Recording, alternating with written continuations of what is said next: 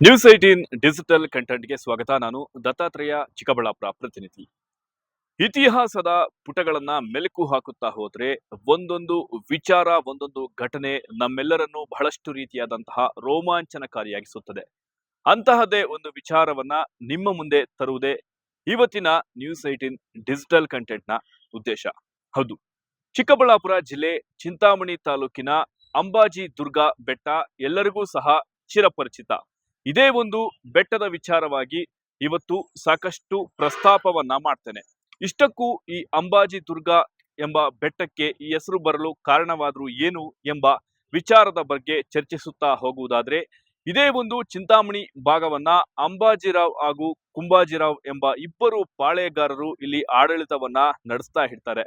ಅದರಂತೆ ಈ ಪ್ರದೇಶದಿಂದಲೂ ಸಹ ನಂದಿ ಬೆಟ್ಟದವರೆಗೂ ಸಹ ಒಂದು ಸುರಂಗದ ಸಾಲು ಇದೆ ಅಂತ ಬಹಳಷ್ಟು ರೀತಿಯಾದಂತಹ ಸದ್ದು ಆಗಿತ್ತು. ಅದೇ ರೀತಿ ಈಗ ಕನಸಿನಲ್ಲಿ ಭಕ್ತನೋರ್ವನಿಗೆ ಹನುಮಂತನ ದರ್ಶನ ಕಂಡು ಆತ ಆ ಬೆಟ್ಟದಲ್ಲಿ ಆ ಹನುಮಂತನನ್ನ ಹುಡುಕಾಟ ನಡೆಸಿ ಆ ಬೆಟ್ಟಕ್ಕೆ ದಾರಿ ಮಾಡಿಸಿ ಈಗ ಪವಾಡದಂತೆ ಪ್ರತಿನಿತ್ಯವೂ ಸಹ ಬಹಳಷ್ಟು ವಿಶೇಷವಾದಂತಹ ಪೂಜಾ ಕೈಂಕರ್ಯಗಳನ್ನ ಇಲ್ಲಿ ಬಹಳಷ್ಟು ವಿಜೃಂಭಣೆಯಿಂದ ಆಚರಿಸಿಕೊಳ್ಳುವಂತಾಗಿದೆ. ಹೌದು, ಚಿಂತಾಮಣಿ ತಾಲೂಕಿನಲ್ಲಿರುವಂತಹ ಕೈಲಾಸಗಿರಿ ಬೆಟ್ಟದ ಪಕ್ಕದಲ್ಲಿಯೇ ಇರುವಂತಹ ಅಂಬಾಜಿ ದುರ್ಗದ ಬೆಟ್ಟದ ಬಗ್ಗೆ ಮೆಲುಕು ಹಾಕುತ್ತಾ ಹೋದ್ರೆ ಬಹಳಷ್ಟು ರೀತಿಯಾದಂತಹ ಪ್ರಖ್ಯಾತಿಯನ್ನ ಪಡೆದುಕೊಂಡಿರುವಂತಹ ಸ್ಥಳ ಇದಾಗಿರುವಂತಹದ್ದು.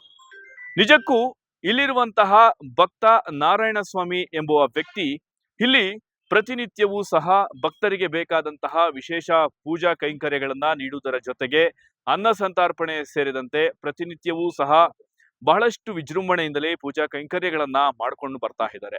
ಇನ್ನು ಕಳೆದ 10 ವರ್ಷಗಳ ಹಿಂದೆ ಈ ನಾರಾಯಣ ಸ್ವಾಮಿ ಎಂಬ ಭಕ್ತನಿಗೆ ಹನುಮಂತ ಕನಸಿನಲ್ಲಿ ಬಂದು, ನಾನು ಇಲ್ಲಿ ನೆಲೆಸಿದ್ದೇನೆ, ನನಗೆ ಪೂಜಾ ಕೈಂಕರ್ಯಗಳನ್ನ ಮಾಡುವಂತೆ ಕನಸಿನಲ್ಲಿ ಬಂದು ನಾರಾಯಣ ಸ್ವಾಮಿಗೆ ಮಾಹಿತಿಯನ್ನ ನೀಡ್ತಾರೆ. ಅದರಂತೆ ನಾರಾಯಣ ಸ್ವಾಮಿ ಇದೇ ಮಾಹಿತಿಯನ್ನ ತಮ್ಮ ಗ್ರಾಮಸ್ಥರಿಗೆ ಮಾಹಿತಿಯನ್ನ ಕೊಡ್ತಾರೆ. ಆದ್ರೆ ಈ ಮಾಹಿತಿಯನ್ನ ಗ್ರಾಮಸ್ಥರು ನಂಬುವುದಿಲ್ಲ. ಆದ್ರೆ ಹನುಮಂತ ಪದೇ ಪದೇ ಇದೇ ವಿಚಾರವನ್ನ ನಾರಾಯಣ ಸ್ವಾಮಿ ಎಂಬುವರ ಗಮನಕ್ಕೆ ತರ್ತಾ ಇದ್ರೆ ಒಂದಿಷ್ಟು ಬಾರಿ ಈ ಬೆಟ್ಟದ ಮೇಲೆ ಹೋಗಿ ದೇವಸ್ಥಾನವನ್ನು ಹಾಗೂ ಹನುಮಂತನ ವಿಗ್ರಹವನ್ನ ಹುಡುಕಾಟ ಮಾಡಲು ನಾರಾಯಣ ಸ್ವಾಮಿ ನಿರತರಾಗಿರ್ತಾರೆ. ಆದ್ರೆ ಹನುಮಂತನ ದರ್ಶನ ಹಾಗೂ ಈ ಒಂದು ಪುಟ್ಟ ದೇವಸ್ಥಾನ ಕಣ್ಣಿಗೆ ಕಾಣುವುದಿಲ್ಲ. ಆದ್ರೆ ಮತ್ತೆ ಇದೇ ಹನುಮಂತ, ನಾನು ಇದೇ ಜಾಗದಲ್ಲಿ ಇದ್ದೀನಿ, ನೀನು ಬಂದ್ರೆ ನಾನು ದಾರಿ ತೋರಿಸ್ತೀನಿ ಅಂತ ಒಂದು ಕನಸಿನಲ್ಲಿ ಈ ಒಂದು ಭಕ್ತ ನಾರಾಯಣ ಸ್ವಾಮಿಗೆ ಮಾಹಿತಿಯಂತೆ ಆ ದಾರಿಯನ್ನ ದೊರಕಿಸಿಕೊಟ್ಟಿದ್ದಾರೆ. ಮೊದಲಿಗೆ ಒಂದು ಸಣ್ಣ ದೇವಸ್ಥಾನವಿತ್ತು, ಆದ್ರೆ ಇಂದು ಭಕ್ತರ ಸಹಕಾರದಿಂದ ಒಂದು ದೊಡ್ಡ ಮಟ್ಟದ ದೇವಸ್ಥಾನವಾಗಿ ಬೆಳೆದು ನಿಂತಿದೆ. ಅಷ್ಟೇ ಅಲ್ಲ, ಈ ಅಂಬಾಜಿ ದುರ್ಗ ಬೆಟ್ಟದ ಮೇಲೆ ಈ ಅಂಬಾಜಿರಾವ್ ಹಾಗೂ ಕುಂಬಾಜಿರಾವ್ ಎಂಬ ಪಾಳೆಗಾರರು ಏನಿದಾರೋ ಇವರು ಆಳ್ವಿಕೆಯ ಬಹಳಷ್ಟು ರೀತಿಯಾದಂತಹ ಕುರುಹುಗಳು ಸಹ ಇಲ್ಲಿ ಕಾಣಬಹುದು. ಅಷ್ಟೇ ಅಲ್ಲ, ರಾಮಾಯಣ, ಮಹಾಭಾರತ ಸೇರಿದಂತೆ ಮತ್ತಿತರ ಐತಿಹಾಸಿಕ ಘಟನೆಗಳ ಬಗ್ಗೆ ಇಲ್ಲಿ ಬಹಳಷ್ಟು ರೀತಿಯಾದಂತಹ ಸಾಕ್ಷಿಗಳು ಸಹ ಇವೆ. ಅದರಂತೆ ಈ ಒಂದು ಪ್ರದೇಶದಲ್ಲಿ ಸಾಕಷ್ಟು ನಿಧಿ ಇದೆ ಎಂಬ ಮಾಹಿತಿಯಂತೆ ನಿಧಿಗಳ್ಳರು ಸಹ ಬಹಳಷ್ಟು ರೀತಿಯಾದಂತಹ ಪ್ರಯತ್ನಗಳನ್ನು ಸಹ ನಡೆಸಿದ್ದಾರೆ. ಆದ್ರೆ ಬಹಳಷ್ಟು ರೀತಿ ಪ್ರಯತ್ನ ನಡೆಸಿದ್ರು ಸಹ ನಿಧಿಗಳ್ಳರಿಗೆ ಇಲ್ಲಿ ನಿರಾಸೆಯೇ ಕಂಡು ಬಂದಿದೆ. ಆದ್ರೆ ಇಲ್ಲಿ ಪ್ರತಿನಿತ್ಯವೂ ಸಹ ಪೂಜೆ ಕೈಂಕರ್ಯಗಳನ್ನ ಮಾಡಿಕೊಂಡು ಬರ್ತಾ ಇದ್ದಂತಹ ನಾರಾಯಣ ಸ್ವಾಮಿಗೆ ಈ ಅಂಬಾಜಿ ದುರ್ಗದ ಬೆಟ್ಟದ ಮೇಲಿರುವಂತಹ ಸೀತೆ ಮಾತೆ ನಿರ್ಮಿಸಿರುವಂತಹ ಶಿವನ ವಿಗ್ರಹವೊಂದು ಕಾಣಿಸುತ್ತೆ. ಮೊದಲಿಗೆ ಶಿವನ ವಿಗ್ರಹವೂ ಸಹ ಧ್ವಂಸವನ್ನ ಮಾಡಿರ್ತಾರೆ ನಿಧಿ ಆಸೆಗಾಗಿ. ಆದ್ರೆ ಆ ಶಿವನ ವಿಗ್ರಹ ಒಂದು ಮೂಲೆಯಲ್ಲಿ ಬಿದ್ದಿರುತ್ತದೆ. ನಂತರ ಪೂಜೆಯನ್ನ ಮಾಡಿ ಆ ಶಿವಲಿಂಗಕ್ಕೆ ಈಗಲೂ ಸಹ ಒಂದು ಪೂಜೆ ಕೈಂಕರ್ಯವನ್ನು ಮಾಡಲಾಗುತ್ತೆ.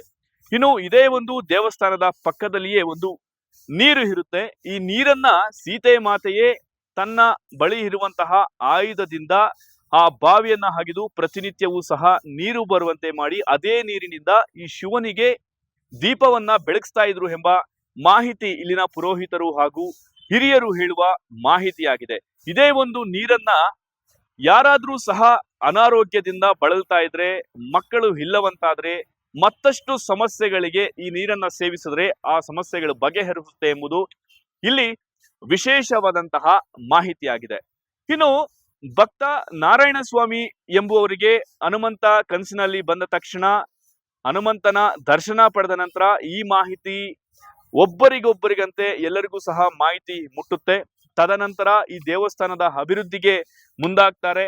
ಈ ಒಂದು ದೇವಸ್ಥಾನವನ್ನ ಅಭಿವೃದ್ಧಿ ಮಾಡಬೇಕಾದ್ರೆ ಮುಖ್ಯವಾಗಿ ದೇವಸ್ಥಾನಕ್ಕೆ ರಸ್ತೆ ಮಾರ್ಗ ಬಹಳಷ್ಟು ರೀತಿಯಾದಂತಹ ಅನುಕೂಲಕರವಾಗಿರ್ಬೇಕಾಗುತ್ತೆ. ಆದ್ರೆ ಈ ಒಂದು ದೇವಸ್ಥಾನಕ್ಕೆ ಬರಬೇಕಾದ್ರೆ ಯಾವುದೇ ರೀತಿಯಾದಂತಹ ರಸ್ತೆ ಇರುವುದಿಲ್ಲ. ಈ ಒಂದು ರಸ್ತೆ ಮಾಡ್ಲೇಬೇಕು ಅಂತ ಕನಸನ್ನ ಕಟ್ಟಿಕೊಂಡಿದ್ದಂತಹ ಈ ಒಂದು ನಾರಾಯಣ ಸ್ವಾಮಿ ಏನಿದಾರೋ, ಇದೇ ಒಂದು ವಿಚಾರವನ್ನ ಈ ನಿಧಿಗಳ್ಳರು ಏನಿರ್ತಾರೋ, ಈ ಒಂದು ನಿಧಿಗಳ್ಳರು ನಿಧಿ ಆಸೆಗೆ ಒಂದು ದೇವಸ್ಥಾನವನ್ನ ಒಂದು ಧ್ವಂಸ ಮಾಡುವ ಸಂದರ್ಭದಲ್ಲಿ ಒಂದು ಹರಕೆಯನ್ನ ಕಟ್ಕೊಳ್ತಾರೆ. ಸೊ ಇನ್ನು ಒಂದು ವಾರದ ಒಳಗೆ ನನಗೆ ಇದೇ ಒಂದು ಪವಾಡ ಕಾಣಿಸ್ಕೊಂಡ್ರೆ ಮತ್ತೆ ನಿನಗೆ ಅಟ್ಲೀಸ್ಟ್ ಒಂದು ದ್ವಿಚಕ್ರ ವಾಹನ ಬರುವಂತಹ ದಾರಿಯನ್ನ ಮಾಡಿಕೊಡ್ತೀನಿ ಅಂತ ಒಂದು ಹರಕೆಯನ್ನ ಕಟ್ಕೊಳ್ತಾರೆ. ಅದರಂತೆ ಒಂದು ವಾರದ ನಂತರ ಪವಾಡವೆಂಬಂತೆ ನಾರಾಯಣ ಸ್ವಾಮಿ ಅವರಿಗೆ ಒಂದು ದೇವರ ಸದೃಶ್ಯವಾಗುತ್ತೆ. ಸೊ ಅದಾದ ನಂತರ ತನಗಿದ್ದಂತಹ ಜಮೀನನ್ನ ಮಾರಿ, ಜೊತೆಗೆ ಈ ಭಕ್ತಾದಿಗಳ ಸಹಾಯದಿಂದ ನೆರವಿನಿಂದ ಕೈಲಾಸಗಿರಿಯಿಂದ ಅಂಬಾಜಿ ದುರ್ಗದ ಬೆಟ್ಟದವರೆಗೂ ಸಹ JCB ಯಿಂದ ಬಹಳಷ್ಟು ರೀತಿಯಾದಂತಹ ಮಣ್ಣನ್ನ ತೆರವುಗೊಳಿಸಿ, ಸದ್ಯದ ಮಟ್ಟಿಗೆ ನಾವು ನೋಡುವುದಾದ್ರೆ ಒಂದು ಕಾರು ಬರುವಷ್ಟು ಒಂದು ದಾರಿ ಇದೆ. ಬೃಹತ್ ವಾಹನಗಳು ಸಹ ಇದೇ ಒಂದು ರಸ್ತೆ ಮಾರ್ಗದಲ್ಲಿ ಸಂಚರಿಸಬಹುದು.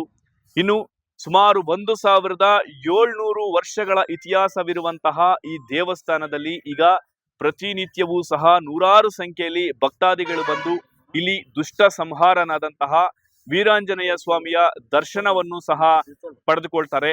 ಅದರಂತೆ ಇಲ್ಲಿರುವಂತಹ ದುಷ್ಟ ಸಂಹಾರ ವೀರಾಂಜನೇಯ ಸ್ವಾಮಿಯ ದೇವಸ್ಥಾನದ ಪವಾಡವನ್ನ ಗಮನಿಸಬಹುದಂತಾದರೆ, ಮಹಾಭಾರತದ ಕಾಲದಲ್ಲಿ ದ್ರೌಪದಿಗೆ ಭೀಮ ಒಂದು ಹೂವನ್ನ ಹುಡುಕಿಕೊಂಡು ಹೋಗ್ತಾರೆ. ಈ ಸಂದರ್ಭದಲ್ಲಿ ಹನುಮಂತ ತನ್ನ ಬಾಲವನ್ನ ಅಡ್ಡ ಹಾಕಿ ಭೀಮನ ಬಲವನ್ನ ಪರೀಕ್ಷೆ ಮಾಡ್ತಾ ಇರ್ತಾರೆ. ಈ ಸಂದರ್ಭದಲ್ಲಿ ಭೀಮ ಹನುಮಂತನ ಬಾಲವನ್ನ ಪಕ್ಕಕ್ಕೆ ಜರುಗಿಸಲು ಸಾಧ್ಯವಾಗುವುದಿಲ್ಲ. ಬಹುಶಃ ಈ ಘಟನೆಯನ್ನ ಎಲ್ಲರೂ ಸಹ ಕೇಳಿರ್ತೀರಾ. ಅದೇ ಒಂದು ಘಟನೆಗೆ ಸಂಬಂಧಿಸಿದಂತೆ ಇಲ್ಲಿರುವ ಹನುಮಂತನ ಕೈಯಲ್ಲಿ ಅದೇ ಒಂದು ಭೀಮನಿಗೆ ವರವನ್ನ ಕೊಟ್ಟಂತಹ ಹೂವನ್ನ ಈಗ ಆಂಜನೇಯನ ಕೈಯಲ್ಲಿ ಕಾಣಬಹುದು. ಅಷ್ಟೇ ಅಲ್ಲ, ಪ್ರತಿನಿತ್ಯವೂ ಸಹ ಇಲ್ಲಿ ಪೂಜೆ ಅಭಿಷೇಕಗಳು ನಡೀತಾ ಇದ್ರು ಸಹ ಈ ಹನುಮಂತನ ಕಲ್ಲಿನ ವಿಗ್ರಹ ಏನಿದೆಯೋ ಈ ವಿಗ್ರಹಕ್ಕೆ ಬೆವರು ಮಾತ್ರ ಪ್ರತಿನಿತ್ಯವೂ ಸಹ ಕಾಣ್ತಾನೆ ಇರ್ತದೆ. ಇದೊಂದು ರೀತಿಯಾದಂತಹ ಪವಾಡ ಅಂತ ಕರೀಬಹುದು. ಯಾಕೆಂದ್ರೆ ಸಾಮಾನ್ಯವಾಗಿ ಇಲ್ಲಿ ಹರಕೆಯನ್ನ ಕಟ್ಟಿಕೊಂಡ ನಂತರ ಈ ದೇವರಿಗೆ ಒಂದು 45-48 ಪ್ರದಕ್ಷಿಣೆಯನ್ನ ಹಾಕಬೇಕು. ಪ್ರದಕ್ಷಿಣೆಯನ್ನ ಹಾಕಿದ್ರೆ ತಮ್ಮ ಹರಕೆಗಳು ಏನಿರ್ತಾವೋ ಅದನ್ನೆಲ್ಲವನ್ನೂ ಸಹ ದೇವರು ನೆರವೇರಿಸ್ತಾರೆ ಎಂಬ ನಂಬಿಕೆ ಇರುವಂತಹದ್ದು.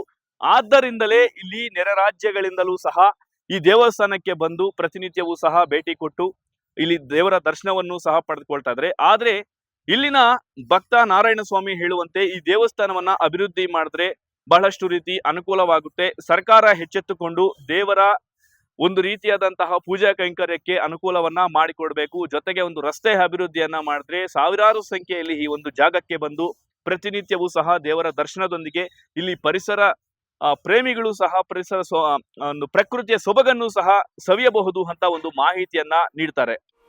1700 ವರ್ಷ ದೇವಸ್ಥಾನ ಉಳಿಸ್ತಾ ಇದ್ವಿ. ಆ ದೇವಸ್ಥಾನಕ್ಕೆ ಗೌರ್ಮೆಂಟ್ನಿಂದ ಆದರೆ ಒಂದು ದೇವಸ್ಥಾನ ಒಂದು ತಿರುಪ್ತಿ ಇದೆ, ಧರ್ಮಸ್ಥಳ ಇದೆ, ಒಳ್ಳೆ ದೇವಸ್ಥಾನ ಇದ್ದಾವೆ. ಎಲ್ಲೋ ದೇವಸ್ಥಾನಕ್ಕೆ ಒಂದು ಏನೇನೋ ಸಪೋರ್ಟ್ ಮಾಡ್ತಾಯಿದ್ದಾರೆ. ಇಂಥದ್ದು ಸಾವಿರಾರು ವರ್ಷ ಇದೆ. ಕೈವಾರ ತಾತ ಈರ್ಬ್ರಹ್ಮಯ್ಯವರೆಲ್ಲ ಹೇಳಿದ್ದಾರೆ. ಇಂಥ ದೇವಸ್ಥಾನಕ್ಕೆ ಏನೋ ಒಂದು ಸಪೋರ್ಟು ಗೌರ್ಮೆಂಟ್ನಿಂದ ಹಳೆಯ ದೇವಸ್ಥಾನಕ್ಕೆ ಉಳಿಸ್ಬೇಕು ಅಂತ ನಾವು ದೇವಸ್ಥಾನಕ್ಕೆ ಒಂದು ಗೋಶಾಲೆ ಮಾಡ್ತಾಯಿದ್ದೀನಿ. ಏನು ಇದ್ರಿಗೆ ನನಗೆ ತೊಂದರೆ ಎಲ್ಲರೂ ಮಾಡ್ತಾಯಿದ್ದಾರೆ. ಗೌರ್ಮೆಂಟ್ನಿಂದ ಒಂದು ಡೈಲಿ ಪೂಜೆ ನಡೀಬೇಕು, ಹಳೆಯ ದೇವಸ್ಥಾನ ಉಳಿಸ್ಬೇಕು ಅಂತ. ನನ್ನ ಆಸ್ತಿ ಪಾಸ್ತಿಗೆ ನಾನು ಬಂದಿಲ್ಲ. ಏನು ಪರ್ಮಿಷನು ಅದು ಇದು ಬೇಕಂತಾರಲ್ಲ, ದುಡ್ಡು ಮಾಡ್ಕೊಳೋ ಪರ್ಮಿಷನ್ ಬೇಕು. ನನಗೆ ಪರ್ಮಿಷನ್ ಇಲ್ಲ, ನಾನು ಗೌರ್ಮೆಂಟ್ಗೆ ಇರಲಿ. ನನಗೇನೆಂದರೆ ದೇವಸ್ಥಾನ ಹಾಳು ಬಿದ್ದಿದ್ದ ದೇವಸ್ಥಾನ ಉಳಿಸ್ತಾ ಇದ್ವಿ, ಅದು ನನಗೆ ಸಪೋರ್ಟ್ ಬೇಕು ಅಷ್ಟೇ. ನನಗೆ ಪರ್ಮಿಷನು ಅದು ಇದಿಲ್ಲ, ನನಗೆ ಗೌರ್ಮೆಂಟೇ ಸಪೋರ್ಟು. ಅದ್ರಿಂದ ನನಗೆ ಬೇಜಾನ್ ಜನ ಹೇಳ್ತಾಯಿದ್ದಾರೆ ಪರ್ಮಿಷನ್ ತಗೋಬೇಕು, ಹೆಂಗೆ ಮಾಡಿದೆ ಅಂದರೆ ಭಕ್ತಾದ್ರ ದುಡ್ಡು ಇಟ್ಕೊಳೋನ್ಗೆ ಪರ್ಮಿಷನ್ ಬೇಕಷ್ಟೇ. ಏನು ಗೌರ್ಮೆಂಟ್ಗೆ ಇರಲಿ, ಅಯ್ಯಪ್ಪನ ಪೂಜೆ ನಡೆಯೋಕೆ ಒಂದು ಇದ್ರ ಅನುಕೂಲ ಮಾಡೋಕ್ಕೆ ಒಂದು ರಸ್ತೆ ಇದು ಅನುಕೂಲ ಏನೋ ಭಕ್ತಾದರೂ ಒಂದು ಸಾವಿರಾರು ಜನ ಬಂದು ಹೋಗೋವ್ರಕ ಒಂದು ಅನುಕೂಲ ಮಾಡಿಕೊಡ್ಬೇಕು. ಡೈಲಿ ಅನ್ನದಾನ ಇದೆ, ಗೋಶಾಲೆ ಇದೆ ಏನೋ. ಇಲ್ಲಿ ಭಕ್ತಾದರೂ ಪ್ರಸಾದ ತಿಂದ ಮೇಲೆ ಏನೋ ಒಂದು ಕಾಣಿಕೆ ಕೊಟ್ಟಿದ ಮೇಲೆ ಇದೆಲ್ಲ ನಡೆಸ್ತಾ ಇದ್ದೀನಿ.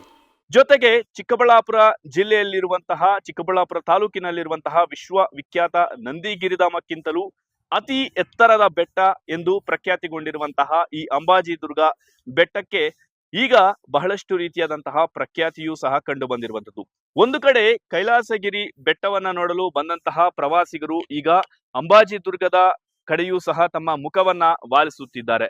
ಪ್ರತಿನಿತ್ಯವೂ ಸಹ ಇದೇ ರೀತಿ ಭಕ್ತರು ಬರ್ತಾ ಇದ್ರು ಸಹ ಸರ್ಕಾರ ಯಾಕೋ ನಮಗೇನು ಸಂಬಂಧ ಇಲ್ಲ ಅಂತೆ ವರ್ತಿಸ್ತಾ ಇರುವುದು ಇಲ್ಲಿನ ಬಹಳಷ್ಟು ಭಕ್ತರಿಗೆ ಬೇಸರದ ಸಂಗತಿಯೂ ಆಗಿರಬಹುದು.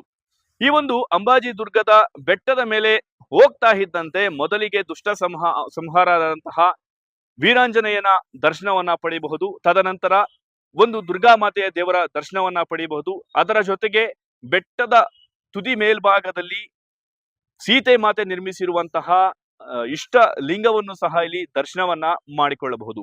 ಇಷ್ಟೊಂದು ದೇವರ ಇತಿಹಾಸವಿರುವಂತಹ, ಜೊತೆಗೆ ಬಹಳಷ್ಟು ರೀತಿಯಾದಂತಹ ಪ್ರಕೃತಿಯನ್ನ ಸವಿಯಬಹುದಾದಂತಹ ದೇವಸ್ಥಾನದ ಅಭಿವೃದ್ಧಿಗೆ ಮಾತ್ರ ಸರ್ಕಾರ ಮುಂದಾಗದೇ ಇರುವಂತದ್ದು ಬಹಳಷ್ಟು ರೀತಿಯಾದಂತಹ ವಿಪರ್ಯಾಸ ಎನ್ನಬಹುದು. ಈ ಕ್ಷೇತ್ರ ಯಾವ ಥರ ಅಂದರೆ 1700 ವರ್ಷಗಳ ಹಿಂದೆ ಅಂಬೋಜಿ ಮತ್ತು ಕುಂಬೋಜಿ ಅಂತ ಅಣ್ಣತಮ್ಮಂದಿರುಗಳು ಇಲ್ಲಿ ಆಳ್ವಿಕೆ ಮಾಡಿದ್ದು ಅಂತ ನಮಗೆ ಕಂಡು ಬಂದಿದ್ದು ಇತಿಹಾಸದಲ್ಲಿ. ಕಂಡು ಬಂದಾಗ ಇದನ್ನು ಮರೆತೇ ಬಿಟ್ಟಿದ್ರು. ನಮ್ಮಲ್ಲಿ ಇತಿಹಾಸನ ಅದನ್ನು ನೋಡಿ ಅದನ್ನು ಮೆಲುಕು ಹಾಕೋ ಜನಗಳೇ ಕಡಿಮೆ. ಅದು 4 ಕಂಬಗಳ ಮಧ್ಯೆ ಇಲ್ಲಿ ಆಂಜನೇಯ ಸ್ವಾಮಿ ಇತ್ತು. ಆ ಆಂಜನೇಯ ಸ್ವಾಮಿ ಪವಾಡ ಪುರುಷನು. ಈತನ ಇಲ್ಲಿ ಒಂದು ಸ್ಥಳೀಯವಾದಂಥ ರೈತ ಕುಟುಂಬದಲ್ಲಿರುವಂಥ ನಾರಾಯಣ ಸ್ವಾಮಿ ಎಂಬವ್ರಿಗೆ ಕನಸಿನಲ್ಲಿ ಹೋಗಿ, ಆ ಕನಸಿನಲ್ಲಿ ಹೋದಾದ್ಮೇಲೆ ಸುಮಾರು ಒಂದು 15-18 ವರ್ಷದಿಂದೇನೆ ಇದು ಅಭಿವೃದ್ಧಿ ಆಗ್ತಾ ಇರೋದು. ಕನಸಿನಲ್ಲಿ ಹೋಗಿ ಅಯ್ಯಪ್ಪನ ಬೆಂಬಿಡದೆ ಆತನು ಇಲ್ಲಿ ಬಿಡದಿರ ಬಂದು ಇಲ್ಲೆಲ್ಲ ರೋಡ್ಗಳೇ ಇರಲಿಲ್ಲ. ಅಂಥ ಸಮಯದಲ್ಲೆಲ್ಲ ರೋಡ್ಗಳೆಲ್ಲ JCPನಲ್ಲಿ ತನ್ನ ಸ್ವಂತ ಖರ್ಚಿನಿಂದ ಮಾಡಿಸಿ ಇನ್ನಷ್ಟು ಬೇಕಾಗಿರುವಂಥ ಅನೇಕರು ಆತನ ಮಾಡೋದನ್ನು ನೋಡಿ ಅನೇಕ ಮಂದಿ ಅವ್ರಿಗೆ ಸಹಾಯ ಮಾಡಿ, ಅನೇಕ ಭಕ್ತಾದಿಗಳು ಅವ್ರ ಬೆನ್ನುತಟ್ಟಿ ಪ್ರೋತ್ಸಾಹಿಸಿ ಎಷ್ಟೋ ಮಟ್ಟದ ದೊಡ್ಡ ದೊಡ್ಡ ಕೆಲಸಗಳು ಇಲ್ಲಿ ಮಾಡಿದ್ದಾರೆ. ವೀರಾಂಜನೇಯ ಸ್ವಾಮಿನ ದುಷ್ಟ ಸಂಹಾರ ವೀರಾಂಜನೇಯ ಸ್ವಾಮಿ ಅಂತಲೇ ಹೆಸರು. ಕ್ಷೇತ್ರಪಾಲಕನಾಗಿದ್ದಾನೆ.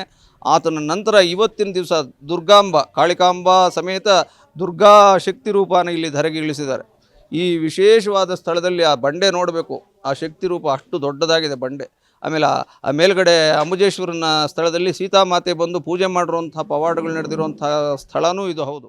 ಈಗಲಾದರೂ ಸರ್ಕಾರ ಎಚ್ಚೆತ್ತುಕೊಂಡು ಇತ್ತ ದೇವಸ್ಥಾನ ಹಾಗೂ ಈ ಬೆಟ್ಟದ ಅಭಿವೃದ್ಧಿಗೆ ಮುಂದಾಗುತ್ತೋ ಇಲ್ವೋ ಎಂಬುದನ್ನ ಕಾದು ನೋಡಬೇಕಾಗಿದೆ. ಇದೇ ಇವತ್ತಿನ ನ್ಯೂಸ್ 18 ಡಿಜಿಟಲ್ ಕಂಟೆಂಟ್ನ ವಿಶೇಷ. ನಾನು ದತ್ತಾತ್ರೇಯ, ಚಿಕ್ಕಬಳ್ಳಾಪುರ ಪ್ರತಿನಿಧಿ. ನಿರ್ಭೀತ, ನಿಷ್ಪಕ್ಷಪಾತ, ವಿಶ್ವಾಸಾರ್ಹ ಸುದ್ದಿಗಳಿಗೆ ಮತ್ತೊಂದು ಹೆಸರಾಗಿರೋ ನ್ಯೂಸ್ 18 ಕನ್ನಡ ಈಗ ಆಪ್ನಲ್ಲೂ ಲಭ್ಯ ಇದೆ. ದಯವಿಟ್ಟು ಇಲ್ಲಿರೋ QR ಕೋಡ್ ಅನ್ನ ಸ್ಕ್ಯಾನ್ ಮಾಡಿಕೊಂಡು ಆಪ್ ಡೌನ್ಲೋಡ್ ಮಾಡೋದಕ್ಕೆ ಮರಿಬೇಡಿ. ನಿಮ್ಮ ಬೆಂಬಲ ಹೀಗೆ ಸದಾ ನಮ್ಮೊಂದಿಗಿರಲಿ. ಧನ್ಯವಾದ.